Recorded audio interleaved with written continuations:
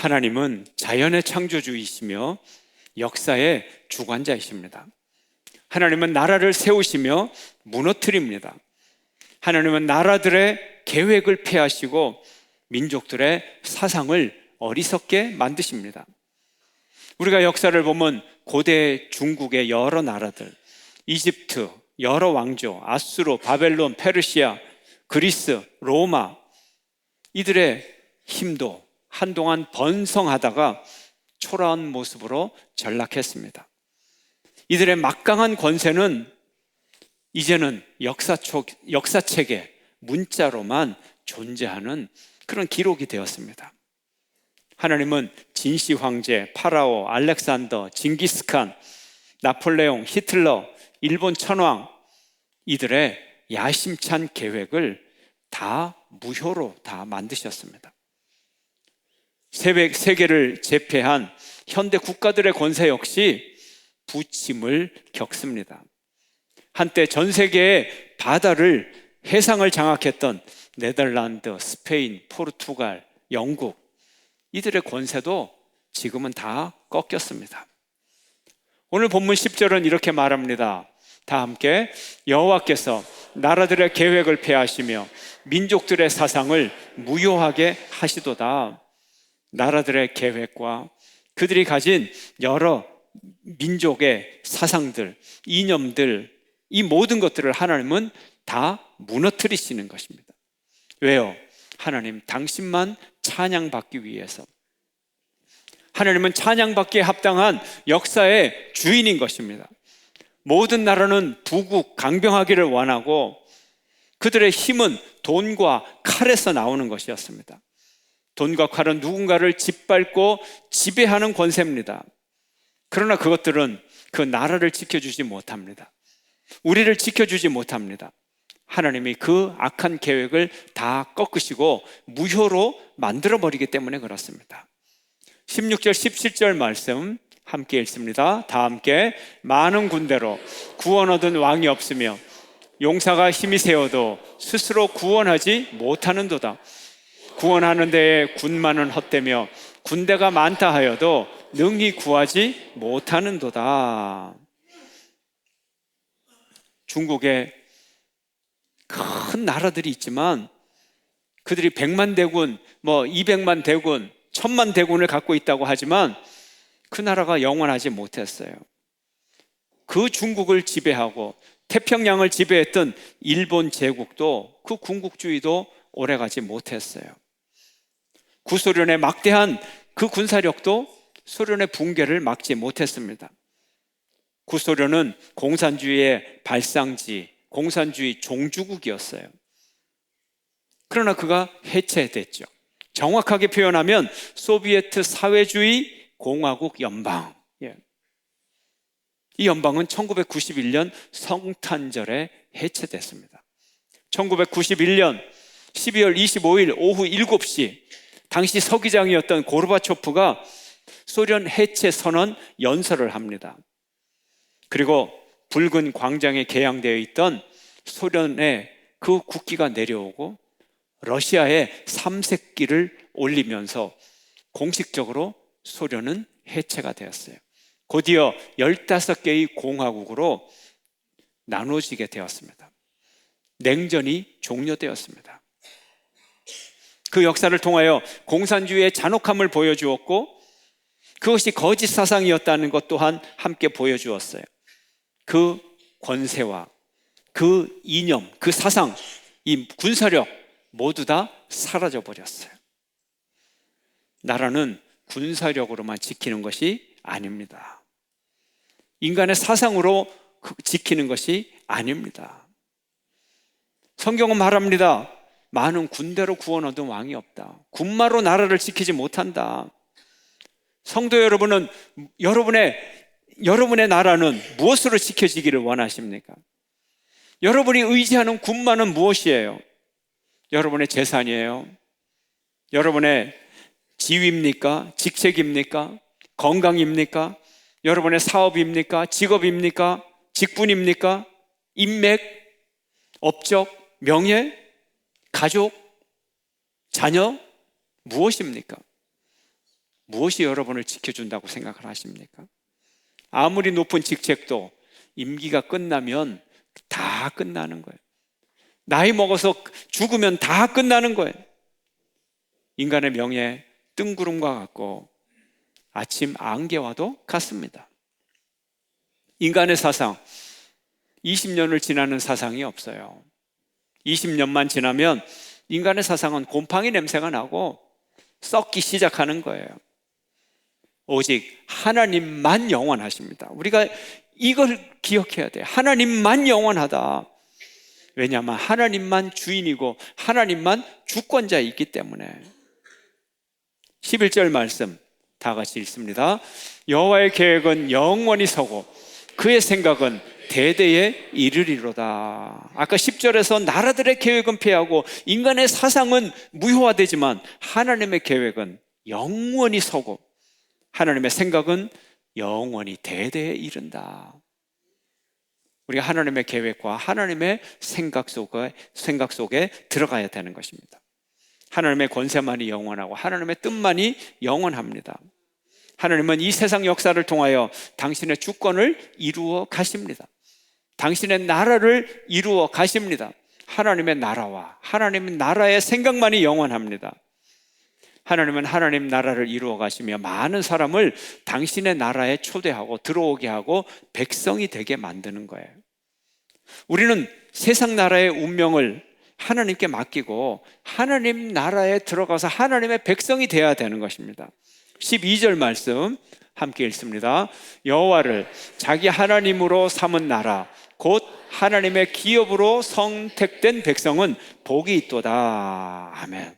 하나님의 기업으로 선택된 백성은 복이 있다. 하나님의 기업이 뭐예요? 소유권이 됐다는 거예요. 하나님의 소유된 백성, 하나님의 재산이 된 사람, 복이 있다는 거예요. 우리가 우리 마음대로 살아가고 내가 무언가를 소유하고 살아가는 것보다 하나님이 나를 소유하게 만들면 내가 더 복이 있다는 거예요. 그래서 내가 하나님 나라 백성이 되고 하나님의 기업, 하나님의 소유, 하나님의 재산이 되면 내가 복이 있는 거예요. 13절, 14절 하나님이 우리를 얼마나 관리하시는지 한번 보겠습니다. 함께 여호와께서 하늘에서 굽어보사 모든 인생을 살피시며 곧 그가 거하시는 곳에서 세상의 모든 거민들을 굽어 살피시는도다. 아멘. 하나님이 하늘에 계시다 말이에요. 하늘에 계세요. 하늘이 뭐예요? 먼 곳이 하늘이에요? 아니요. 통치자의 자리가 하늘이에요. 하늘에서 굽어 살피시고 아래를 다 내려다보시는데 누구를 내려다보세요? 모든 백성들을, 예외 없이 모든 백성들을 굽어 살피시는 거예요. 우리의 인생을 하나님은 거시적인 세상의 역사의 주인이시면서 아주 지극히 미시한, 지극히 작은 우리 각각의 개인의 인생을 다 보시고 관리하시고 지키시고 그리고 내면의 마음속까지 다 보신다는 거예요. 얼마나 하나님의 위대한 은혜가 이 속에 있습니까? 그러므로 우리가 하나님의 사랑, 하나님의 정의가 이루어지는 하나님의 나라 백성이 되는 것, 이것이 우리 인생의 진정한 축복인 것입니다. 19절 말씀 함께 읽습니다. 그들의 영혼을 사망에서 건지시며 그들이 굶주릴 때에 그들을 살리시는도다. 우리의 영혼을 사망에서 건지시는 그런 분이 누가 있어요? 이 세상에는 단 한 명도 없어요. 아무도 그 능력을 가진 사람은 없어요. 오직 하나님만이 우리 영혼을 사망에서 건지시며 하나님은 우리 영혼뿐만이 아니라 우리의 육신의 삶까지 우리가 굶주릴 때에 우리를 살리시는 은혜의 하나님인 것입니다. 그래서 우리가 하나님 나라에 들어가기를 힘써야 돼요. 세상 나라의 권세와 세상 나라의 사상은 언젠가는 다 무너져 버리고 극히 짧지만 하나님의 권세는 영원함으로 우리가 하나님 나라에 들어가야 된다는 거예요. 하나님 나라에 우리가 어떻게 들어갑니까? 우리가 하나님 나라에 들어가는 첫 번째 문은 회개입니다. 회개. 하나님 나라는 회개로부터 시작이 됩니다. 세례 요한은 이렇게 크게 외쳤습니다. 마태복음 3장 2절 다 함께 회개하라 천국이 가까이 왔느니라 하였으니 세례 요한의 외침입니다. 회개하라 천국이 가까이 왔다. 천국이 가까이 왔으니 회개하라. 회개함으로 천국에 들어가는 것입니다. 세상 사람들은 회개하려고 하지 않아요. 하늘나라 들어가려고 하지 않아요. 회개는 하느님 나라 들어가는 관문이에요. 회개는 정말 좋은 거예요. 회개는 최고로 좋은 거예요. 여러분은 회개하는 여러분 되시기를 축원합니다. 세상 사람들은 회개하지 않으므로 죄 용서도 못 받고 하나님 나라 못 들어가지만 우리는 회개함으로 죄 용서를 받고 하나님 나라에 들어갈 수 있는 것입니다. 이것이 하나님의 은혜예요. 진정으로 회개하는 여러분 되시기를 축원합니다. 오늘날 우리에게 회개하도록 도전해오는 두 가지 역사적 사건이 있습니다. 첫째가 루터의 종교개혁입니다. 1517년에 루터가 비텐베르크 교회 정문에 95개 조항의 반박문을 붙이면서 종교개혁이 시작이 되었습니다. 올해 2017년이 바로 루터 종교개혁 500주년 기념되는 해입니다. 루터의 종교개혁은 단순히 면죄부를 파는 것을 비판하는 단순한 그런 반박글이 아닙니다. 왜 반박을 했느냐, 그 이유를 자세히 설명을 해놨어요. 그 이유가 중요한 것입니다. 루터의 반박문은 참된 회개가 무엇인가를 우리에게 가르쳐 주는 것입니다. 참된 회개가 무엇이냐? 진정한 회개가 무엇이냐? 진정한 회개는 그 당시에 했던 것처럼 성직자 앞에서 고해성사를 한다 그래서 그것이 진정한 회개가 아니다. 아주 돈을 많이 들여서 증서에다가 네가 돈을 얼마 냈으니까 네 죄를 사한다고 하나님 교회로부터 증서를 받는다고, 종이 쪼가리를 받는다고 회개가 아니다. 어떤 것이 진정한 회개냐? 진정한 회개는 하나님의 은혜로만 받을 수 있다. 자기의 힘으로는 용서받을 수 없다. 우리가 돈을 많이 낸다고, 우리가 하나님 앞에 많은 시간을 낸다고, 우리가 노력을 많이 한다고, 그렇다고 우리가 용서받을 수 있는 것이 아니고 오직 하나님의 은혜, 하나님의 능력을 의지해서만 우리는 회개하고 죄 용서받을 수 있다. 이거를 나타낸 거예요. 종교개혁은 누구를 비난하는, 탓하는 것이 아니라 나를 쳐서 말씀 아래 복종시키라고 말하고 있어요. 하나님의 말씀을 따르라. 말씀으로 돌아가라. 말씀이 말하는 회개, 말씀이 말하는 죄 용서, 이것을 받으라는 거예요. 말씀이 말하는 구원을 받으라는 것입니다. 두 번째 우리에게 도전해 오는 사건은 3.1 운동입니다. 올해가 3.1 운동 98주년입니다. 이제 2년, 2019년이 되면 3.1 운동 100주년을 맞이하는 해입니다.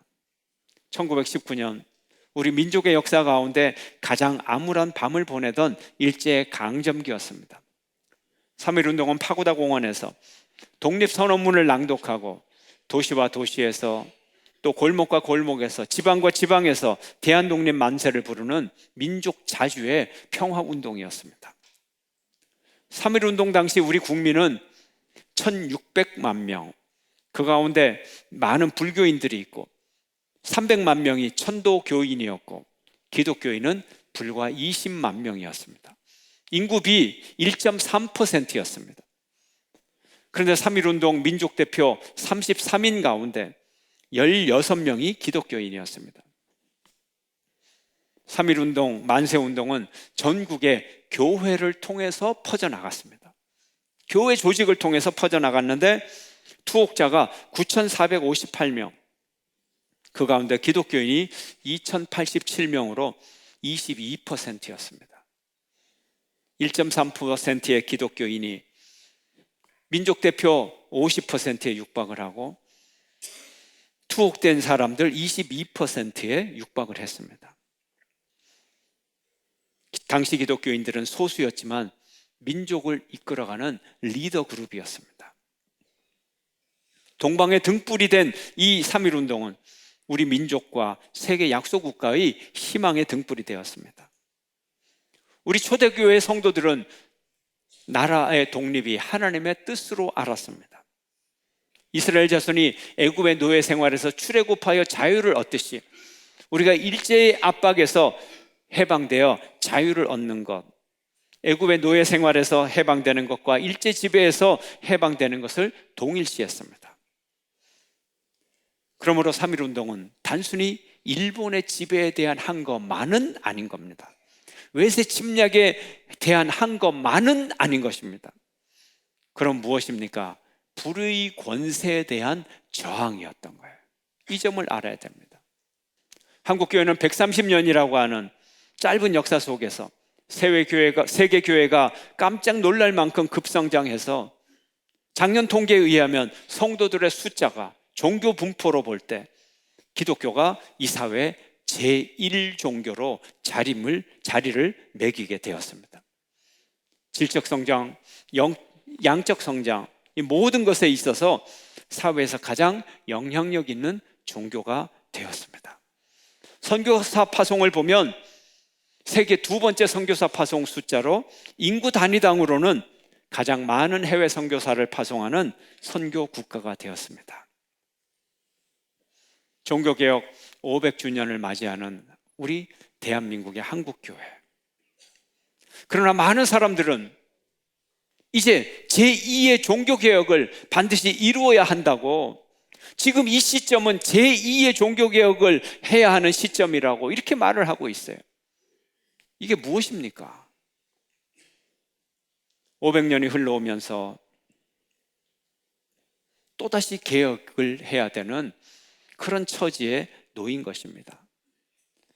모든 사람들이 개혁의 필요성을 공감하고 있어요. 우리가 또다시 개혁이 돼야 되겠다. 이 상태로는 아니다. 이건 아니다. 물질주의와 성공주의와 번영신학과 기복신앙과 개교회주의와 권력의 사유와 성직 세습 이기주의, 이념에 종속된 모습들, 권력 앞에 굽신거리는 모습들, 첫째 종교 개혁 그 시대와 너무 닮아 있다는 거예요. 우리 자신도 모르면서 슬금슬금 성도들의 삶 가운데서, 성도들의 영혼 가운데서 세상의 영이 슬금슬금 다 기어들어와 있다는 거예요. 현대문화 예를 들어서 자기 몸에 관심을 기울여요. 기독교인들은 안 그러나요? 똑같아요. 몸에만 관심을 기울여요. 극단적인 나르시즘 현상, 여기에 다 빠져 있어요. 대표적으로 이걸 뭐라고 얘기할 수 있어요? 뭐라고 얘기할 수 있죠? 몸짱 열풍. 건강을 보살펴야죠, 당연히. 그러나 몸짱 열풍이 분다는 거예요, 열풍. 자기의 외모를 갖고 와야죠. 그러나 얼짱 열풍이 분다는 거예요. 성형 중독이 많다는 거예요. 우리 사회가 이거 비슷한 문제로 홍역을 지금 앓고 있잖아요. 다 연관이 있는 거예요. 자기의 관심이 자기 피부로 경계 지어진 자기 몸뚱아리에만 있어요. 과거에는요, 아무리 이기적이라 그래도 가족 중심적이에요. 그 가족도 핵가족이 아니라 대가족이에요. 시간적으로도 4대, 3대, 4대, 5대, 6대까지. 그게 이기적인 거예요. 그러나 지금의 이기적인 수준은 가족이고 뭐고 다 떠나서 내 몸뚱아리 하나에, 내 얼굴박 하나에, 얼굴 하나에. 그렇잖아요. 이게 나르시즘이에요. 병든 거예요. 그래서 누군가는, 어떤 분은 성경적으로 오늘날의 이 시대를 신사사시대다 이렇게 얘기해요. 사사시대, 성경에 나와 있는 사사기의 특징은 뭐죠? 모든 사람들이 자기 하고 싶은 대로 했다. 막 범죄를 저지르고도 내가 뭘 잘못했어 그러고 전쟁을 일으키고 아주 파렴치한 짓들을 했어요. 자기 하고 싶은 대로. 그래서 성경은 그것을 요약해서 모든 사람들이 자기 생각대로 행하였더라. 오늘날 자기 행하고 싶은 대로 행하였더라. 자기 생각대로 행하여. 오늘날이 신사사 시대가 아니냐, 하나님의 징벌 아래에 있는 시대가 아니냐. 그렇다면 제2의 종교개혁이 오늘 이 시대에 일어나야 된다는 거예요. 교회가 거룩해야 됩니다. 종교개혁은 거룩하게 되는 거예요. 거룩이 무엇이에요? 거룩은 구별되는 거예요. 떼어 갈라지는 거예요. 분리되는 거예요. 세상의 이런 잘못된 가치관, 이런 문화로부터 분리돼서 다른 문화, 다른 가치관을 가지고 살아가는 것, 이것이 거룩이에요. 하나님은 우리에게 말씀하십니다. 내가 거룩하니 너희도 거룩하라. 하나님은 창조주예요. 세상과는 분리되어 있어요. 전혀 다르신 분이에요. 하나님은 거룩한 분이에요. 그러므로 우리가 하나님의 소유된 백성이요, 하나님의 자녀이므로 하나님을 닮아서 아버지를 닮은 자식이 되어서 우리도 거룩하라. 너희도 세상으로부터 분리되라, 구별되라. 예수님의 말씀, 하나님의 말씀인 것입니다. 교회는, 성도는 세상 안에 존재하지만 세상과 같지는 않아요. 세상 안에 존재하지만 세상에 물들지는 않아요. 배가 바다 한가운데 떠 있어요. 근데 이 뱃속에 물이 들어오면 이 배는 가라앉아요. 그러면 배가 아니라 뭐라 그래요? 침몰선이 되는 거예요. 우리 성도들은 세상 한가운데 살아가지만 그들과 똑같지는 않아요. 구별되게 떠 있어요. 이것이 교회와 성도의 존재 이유인 것입니다. 교회가 개혁되어라 하지만 교회의 개혁은 따로 있는 것이 아니에요. 성도의 개혁을 의미하는 거예요. 여러분과 제가 교회 얘기를 하지만 그 교회는 교회가 따로 있고 내가 따로 있는 게 아니에요. 우리 자신이 교회예요. 오늘날 우리 교회가 새롭게 개혁되어서 이 거룩성을 회복한다면 우리는 이 세상을 이끄는 리더 공동체가 될 수 있습니다. 우리 교회가 새로 거듭나면 사회를 이끄는 교회, 세계를 이끄는 교회가 됩니다. 여러분의 성도들이 거듭나면 사회를 이끄는 성도, 세상을 이끄는 성도가 되는 것입니다. 교회가 바로 성도이기 때문에 그렇습니다. 그러므로 우리는 나부터 회개를 해야 되는, 나부터 새로워져야 되는 거예요. 종교개혁의 원래 의도는 다른 사람을 부수고 넘어뜨리자는 것이 아니에요. 교회가 말씀 위에 새롭게 서자는 거예요. 나부터 새롭게 되고 나부터 거룩하게 되자는 것이 종교개혁인 것입니다. 교회개혁은 곧 나 자신의 개혁이에요. 나 자신의 회개예요. 나부터 새로워지겠습니다. 내가 먼저 새로워지겠습니다. 이것이 개혁의 시작인 것입니다. 한번 따라 할까요? 나부터 새로워지겠습니다. 내가 먼저 새로워지겠습니다. 이 새로워지겠습니다, 이건 공식이에요. 이 새로워지겠습니다, 여기에 여러 변수를 넣어야 돼요. 나부터 생활 습관을 바꾸겠습니다. 나부터 경건의 생활을 바꾸겠습니다. 수백 가지를 여러분이 집어넣어야 돼요. 나부터 무엇을 새롭게 하겠습니다. 거룩하다는 것은 한두 가지를 고쳐서 거룩하게 되는 것이 아닙니다. 거룩은 끊임없이 거룩해지는 과정을 얘기합니다. 우리가 주님 오시는 그날까지, 내가 이 세상에서 죽는 그날까지 나 자신을 바꾸고 개혁하는 것, 이것이 진정한 개혁이요, 이것이 거룩한 성화의 과정인 것입니다.